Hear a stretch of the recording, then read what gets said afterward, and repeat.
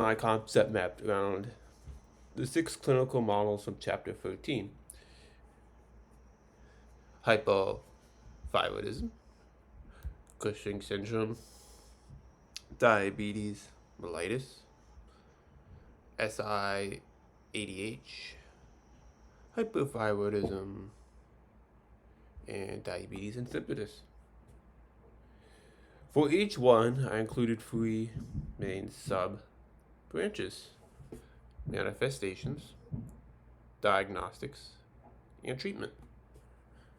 This helped me focus not only on what's going wrong, but also on how each condition presents and how it can be treated. To add depth to my concept mapped, I also noted the underlying pathophysiology that links each condition to broader categories of hormone dysfunction. I used the questions in box 13.2 in our textbook as a way to explain the links. For example, diabetes mellitus is primarily connected to impaired hormone production. So, pancreas produces no insulin, and impaired target cell response. The treatment is insulin therapy.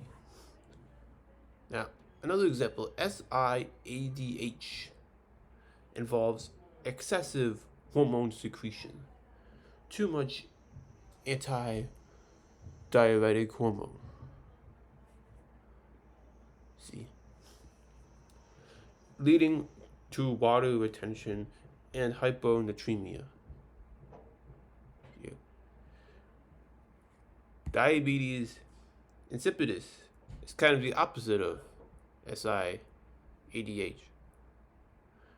There's either too little ADH or the kidneys are unresponsive to it, pointing to issues with hormone production or receptor binding. Hyperthyroidism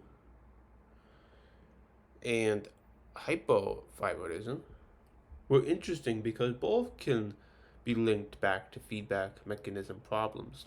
In cases like Graves' disease, hyperthyroidism results from antibodies stimulating the thyroid, which bypasses the usual feedback loop.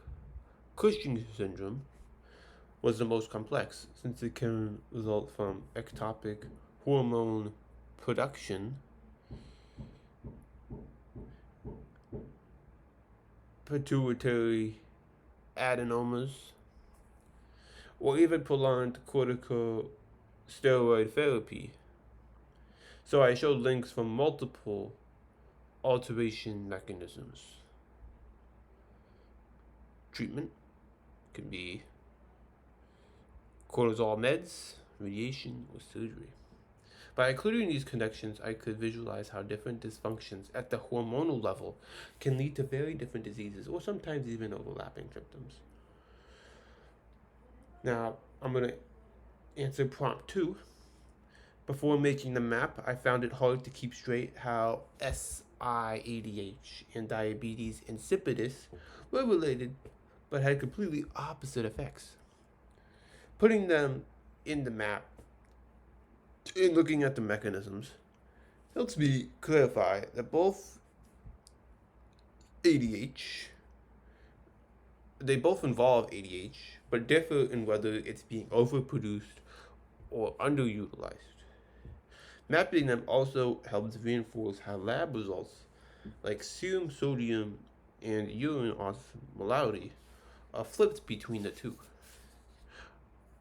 Overall, concept mapping made these complicated relationships much clearer and helped me connect mechanisms to clinical presentations in a visual way that I'll definitely remember better.